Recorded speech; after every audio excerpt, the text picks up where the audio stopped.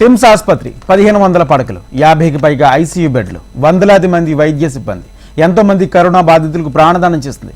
ఇది గతం. ప్రస్తుతం దీనికి పూర్తి భిన్నం. ఇద్దరే వైద్యులు, ఇద్దరే నర్సులు, మరికొంతమంది సిబ్బంది. ఇది నేటి పరిస్థితి. గతమెంతో ఘనచరిత్ర అన్నట్లుగా మారింది. నాటి పాలకుల లక్ష్యంతో నేటి ప్రభుత్వం దాన్ని మరలా స్పోర్ట్స్ అథారిటీగా అప్పగించాలనే ప్రయత్నాలు ప్రారంభించింది.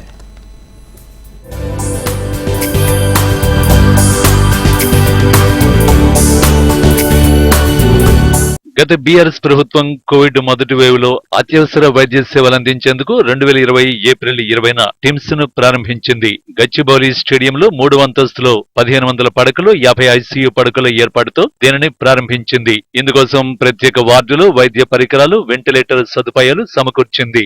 కాంట్రాక్ట్ పద్ధతిలో మెడికల్ ఆఫీసర్లు, ప్రొఫెసర్లు, నర్సులు, ఇతర సిబ్బందిని నియమించింది. కరోనా రెండో వేవ్ లోనూ ఈ ఆసుపత్రిలో వైద్య సేవలు అందించింది.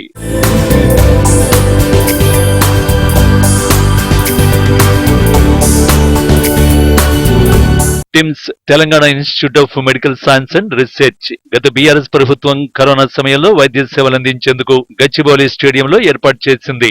ఇటీవలి కాలంలో రాష్ట్ర ముఖ్యమంత్రి రేవంత్ రెడ్డి గచ్చిబౌలి స్టేడియంలో స్పోర్ట్స్ యూనివర్సిటీని ఏర్పాటు చేయాలని అధికారులను ఆదేశించారు. దీంతో మళ్లీ అక్కడ స్పోర్ట్స్ అథారిటీ కార్యక్రమాలు చేపట్టనున్నారు. ఇక్కడ కరోనా బాధితులకు చికిత్సలు తప్ప పూర్తి స్థాయిలో అన్ని విభాగాల వైద్య సేవలు అందించే విధంగా ఏర్పాటు చేయకపోవడంతో రోగులకు మెరుగైన చికిత్సలు అందించలేకపోయారు. కోవిడ్ రోగుల ప్రాణాల మీదకు వస్తే స్పెషాలిటీ విభాగాలకు చెందిన వైద్యులు లేకపోవడంతో వారిని గాంధీ, ఉస్మానియా, నిలోఫర్, ఫీవర్ ఆసుపత్రులకు తరలించారు. మెడికల్ ఆఫీసర్ స్థాయి వైద్యులు మాత్రమే ఉండడం, ఇతర విభాగాలకు చెందిన వైద్యులు అందుబాటులో లేరు.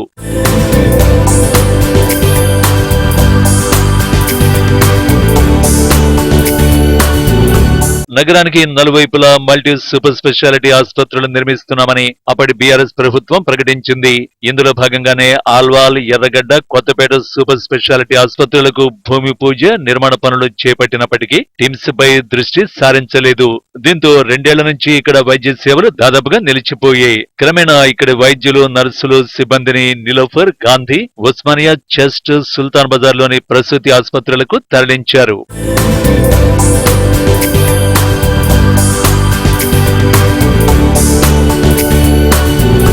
టిమ్స్ ఆసుపత్రిలో అన్ని రకాల వైద్య సేవలకు సంబంధించిన సేవలు అందుబాటులో లేకపోవడంతో రోగులు రావడం తగ్గిపోయింది. కేవలం జలుబు, దగ్గు వంటి వాటికి మాత్రమే వైద్యం అందిస్తున్నారు. దీంతో ఈ ఆసుపత్రి ప్రాథమిక ఆరోగ్య కేంద్రం స్థాయికి చేరుకుంది.